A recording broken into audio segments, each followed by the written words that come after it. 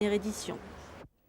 On termine avec la réouverture d'une salle de spectacle parisienne très prestigieuse, la Mutualité. Charlie Chaplin, Gilbert Bécaud et Barbara s'y sont produits et Jacques Brel y a même donné son dernier concert en public. Cette superbe salle art déco vient d'être rénovée et rebaptisée Grand Théâtre de la Mutualité. Marie-Claire Gauthier et Didier Bonnet l'ont visité à l'occasion du spectacle d'ouverture, la célèbre comédie américaine musicale Barnum. Eh bien, puisque nous sommes entre nous et que le moment des confidences me semble venu, je m'en vais vous raconter la merveilleuse histoire de Phineas Taylor Barnum. Et oui, mesdames et messieurs, vous êtes sur la célèbre piste du Grand Théâtre de la Mutualité, temple des combats ancestraux et politiques, aujourd'hui disparu.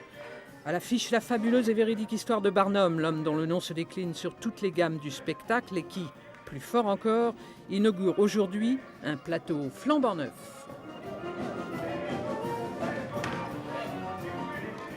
On a toujours assimilé Barnum au cirque, alors qu'en réalité, il a découvert le cirque à l'âge de 60 ans. Et tout ce qui précédait dans sa vie a été, en fin de compte, de montrer au monde entier un petit peu des phénomènes de foire. J'étais avant tout un marchand de bonheur, un marchand de rêves, qui avait envie d'émerveiller ses contemporains. Et ça me semblait être, et surtout pour les compositeurs américains, un sujet idéal de spectacle, de grands spectacles de divertissement.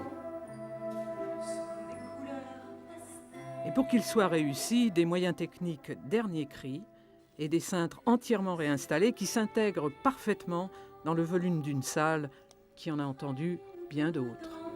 Je pense que c'est plus compliqué de prévoir une programmation dans un lieu qui existe déjà avec la technique de scène telle qu'elle est.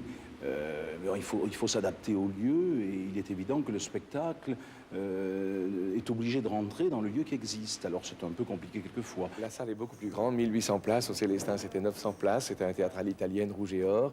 Ici, c'est une salle plus importante, mais dont le rapport, comme on dit maintenant, scène-salle est absolument formidable. Et c'est très, très émouvant que d'ouvrir un nouveau théâtre et surtout une salle de cette importance.